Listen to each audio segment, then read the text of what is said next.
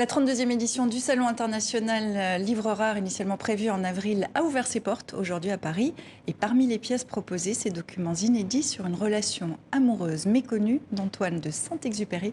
C'est notre une francophone. Et c'est grâce à vous, Christophe Champion. Bonsoir. Bonsoir. Merci d'être avec nous. Vous êt le propriétaire de la librairie Faustrol et vous avez déniché ces trésors signés l'aviateur et écrivain français, auteur du Petit Prince. Il s'agit de 7 documents, 2 autographes, un livre dédicacé illustré, 2 lettres, un télégramme, un synopsis. Montrez-nous. Alors, j'ai apporté uniquement un des 3 livres en fait dédicacés par Saint-Exupéry à une femme, une jeune américaine dont on ignorait l'existence et qui a joué un rôle assez important dans la vie de Saint-Exupéry de la fin des années 30 jusqu'à sa mort. Et il s'agit en fait d'un exemplaire en grand papier de son roman Pilote de guerre paru à New York en 1942. Et celui-ci est en plus illustré d'un dessin en langue de Chine qui a été fait par Bernard Lamotte, qui était un ami artiste de Saint-Exupéry et qui illustrera l'édition américaine de ce livre Flight to Arras. Puis il y a une histoire, là derrière, c'est l'amour caché de Saint-Exupéry, une relation sentimentale inconnue, nouée à l'orée de la Seconde Guerre mondiale. Il l'appelait affectueusement ma plume d'ange. Qui est cette amoureuse en question ? Alors une jeune américaine qui vivait à New York, qu'il rencontre visiblement en 38 ou 39 à l'occasion de son premier voyage ou second voyage à New York pour des raids soit transatlantiques, soit vers la Terre de Feu.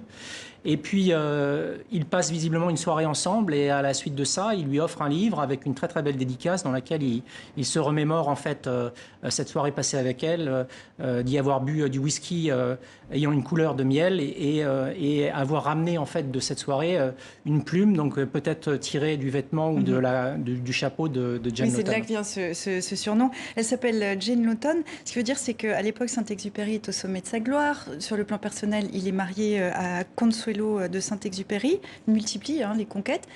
Mais là, à travers ces documents que vous avez découverts, on découvre un homme amoureux, Saint-Exupéry amoureux, vous diriez ça ?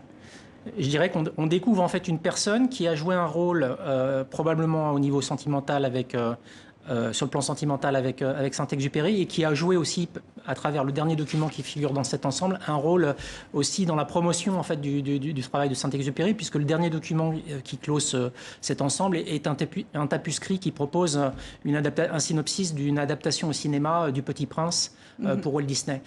Et vous avez essayé de retrouver la trace de Jane Lawton, que ce soit en France ou aux États-Unis, mais c'est peine perdue. Vous avez une hypothèse quand même. Écoutez, en fait, je pense que déjà à la lecture des documents, on arrive à savoir qu'elle a travaillé, par exemple, au consulat de France à New York. D'ailleurs, Saint-Exupéry s'était proposé de l'aider à trouver un poste là-bas.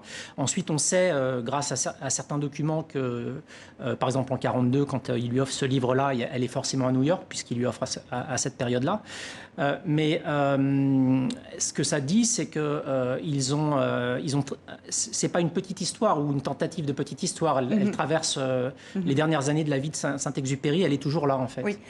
Comment vous avez mis la main sur cette trouvaille ? Je crois que vous êtes assez mystérieux là-dessus. Je ne peux pas dévoiler mes sources, mais disons que tout ça provient de la famille de Jane Lawton. Ça a été acquis visiblement par un collectionneur français il y a déjà quelques temps, probablement 20 ou 30 ans.